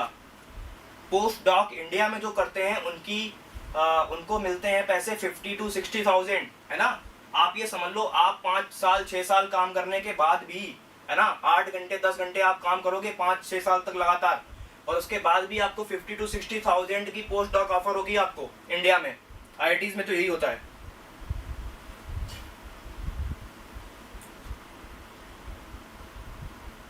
तो पीएचडी के बाद सर्टेनिटी नहीं है इतनी।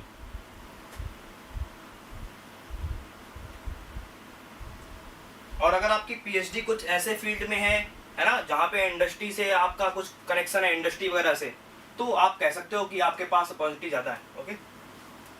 उसका इंडस्ट्री से कोई ना कोई कनेक्शन है तो काफ़ी अच्छा हो जाता है। बट आप प्योर थ्योरेटिकल, है ना, आपको कुछ ऐसा कुछ है ही नहीं जो कुछ इंडस्ट्री के लिए कुछ यूज़ कर रहे हैं, आप बस कंप्यूटर में बैठ के थ्योरेटिकल बस पेन घिसे जा रहे हैं, तो आपके लिए काफ़ी मुश्किल है वो। पीएचडी के बाद तो पैसे नहीं मिलते हैं ना, पोस्ट डॉक ज्वाइन करते हो तो पोस्ट डॉक्टर के लिए आपको पैसे मिलते हैं 50 to 60,000 50,000 ऐसे मिलते हैं, ठीक है। पोस्ट डॉक करते हैं और अप्लाई करते रहते हैं, दूसरी पीएचडी के बाद ये करते हैं और अप्लाई करते रहते हैं कहीं कॉलेज में असिस्टेंट प्रोफेसर, है ना, और वहाँ पे रिसर्च या फिर रिसर्च की बहुत सारी पोजीशंस मिल जाती हैं, ऐसी बात नहीं है, बट वो काफ़ी कम, कंपटीशन वहाँ पे काफ़ी ज़्यादा है और वैकेंसी वहाँ पे काफ़ी कम है।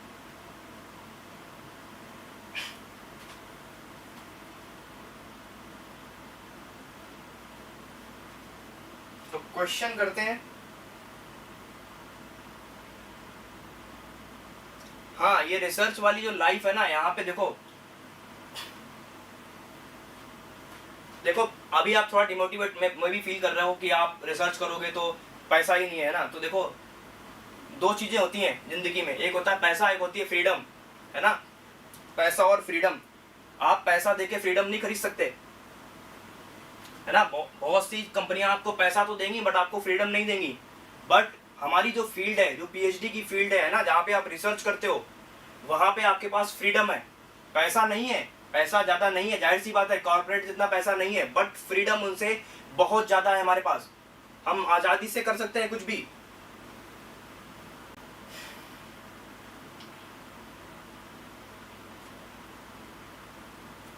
बट आपको पैसा चाहिए, आप फ्रीडम को इतना वैल्यू, आपको पैसे पे ज़्यादा वैल्यू देते हो आप, तो ऑफकोर्स आपके लिए थोड़ा सोचने का, इसमें सोच के आपको काम करना होगा, है ना।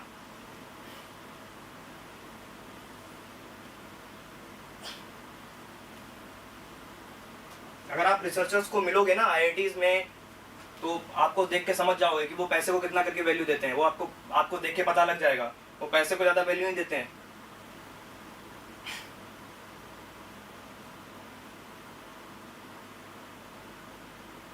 और उतना घिसते घिसते आपको जो 5 साल आपको जो लग जाते हैं, 6 साल लग जाते हैं, तो आपकी आधी ख्वाहिशें तो वैसे ही मर जाती हैं, है ना।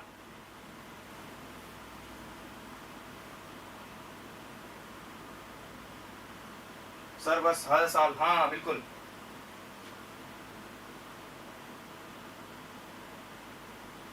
हिंदू मैम का क्लास है।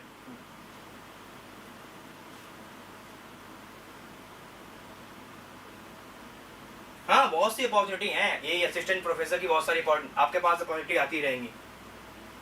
नहीं तो प्रोजेक्ट के लिए अप्लाई कर देना, पैसे थोड़े कम मिलते हैं बट रिसर्च में आपका बैकग्राउंड तो रहेगा ना। प्रोजेक्ट के लिए अप्लाई कर देना, कुछ ना कुछ तो होता ही रहेगा। बट कॉर्पोरेट जितना पैसा नहीं मिलेगा आपको, बस इतना सोच लो, पैसा नहीं मिलेगा ज्यादा, पैसा मिलेगा बट ज्यादा नहीं मिलेगा बस। तो एक क्वेश्चन मैं होमवर्क के लिए दे रहा हूँ, ठीक है, होमवर्क लिखो आप, या अभी हो जाएगा तो अभी कर लेंगे क्योंकि अभी 3-4 मिनट तो है ही।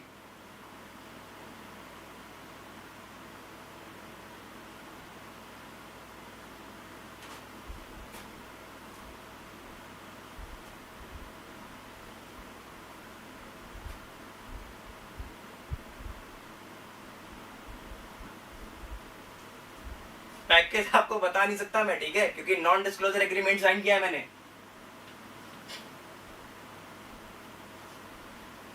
आप क्वेश्चन में लिखवा रहा हूं आपको।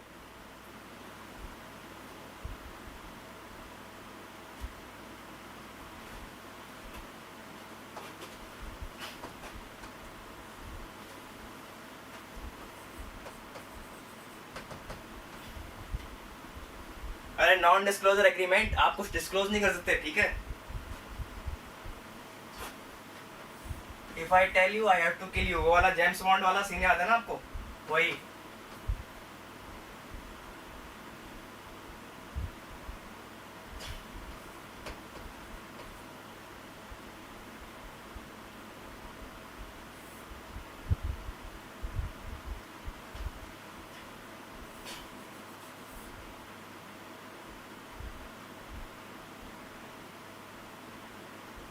ये 12 ओम का रेजिस्टेंस आपके पास है, ओके।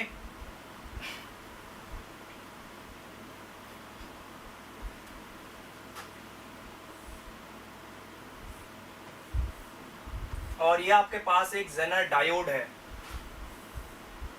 अभी जेनर डायोड का जो ब्रेकडाउन वोल्टेज है वो है 4.8 वोल्ट। 4.8 वोल्ट इसका ब्रेकडाउन वोल्टेज है। और आपके पास एक RL है, लोड रेजिस्टेंस। बहुत घटिया सर्किट बनाया मैंने, इसको थोड़ा ठीक कर देता हूँ।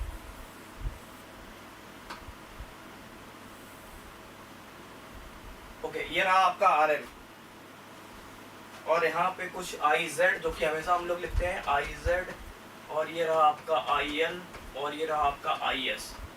ये देखो आपका बेसिक रेगुलेटर सर्किट मैंने बना दिया ये डायग्राम में। और आपको बताया गया था वोल्टेज सोन, ओके। तो आपको फिर से क्या दे रखा है, IZ की रेंज, IZ की आपको रेंज दे रखी है, और वो रेंज है 5 to 100 milli ampere. 5 to 100 milli ampere, 5 milli ampere से 100 मिली एम्पियर आपकी IZ की रेंज दे रखी है। आपको बताना है the range of possible load current. तो आपको बताना है the range of possible load current.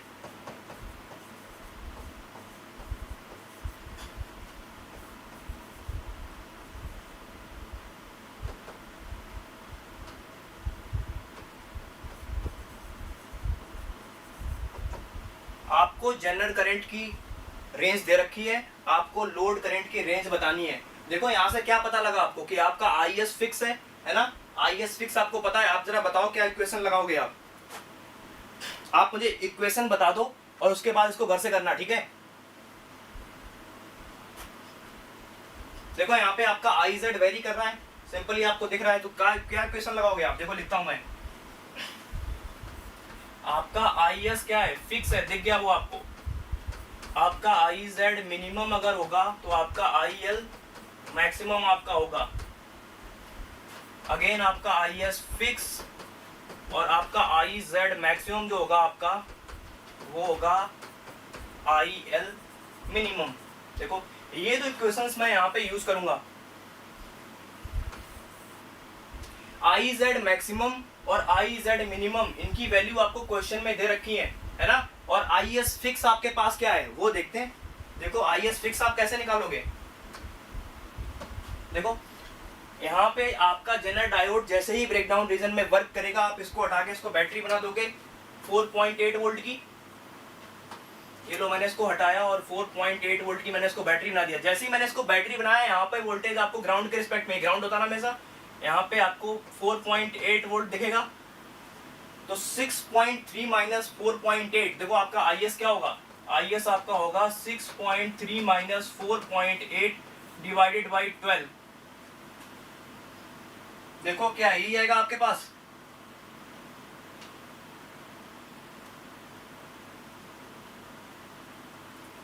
Six point three minus 4.8 over 12, ये आपके पास आएगा 125 मिली एम्पियर। देखो आपके पास आई एस फिक्स की वैल्यू आ गई 125 मिली एम्पियर।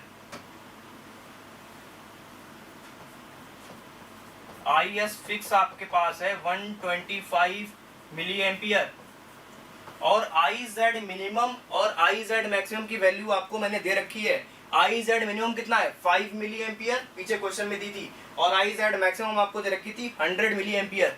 बस दोनों इक्वेशन में वैल्यू पुट करनी है, आपका आंसर आ जाएगा।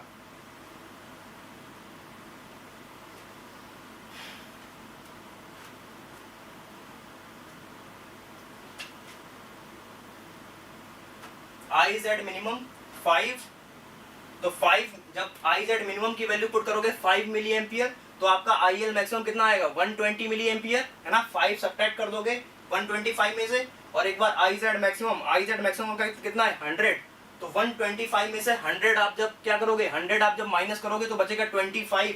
तो आई एल मिनिमम आपका आया 25 और आई एल मैक्सिमम आपका आया कितना 120 मिली एम्पियर। यही आपकी रेंज होगी 25 से, देखो आई एस फिक्स 125 है ना, और यहाँ पे मिनिमम कितना था आपका 5, और ये आपका आई एल मैक्स, तो आई एल मैक्स आपका आ गया 120 मिली एम्पियर।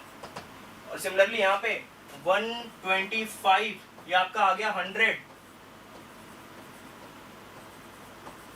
और ये आपका प्लस आई एल मिन, तो आई एल मिनिमम आपका आ गया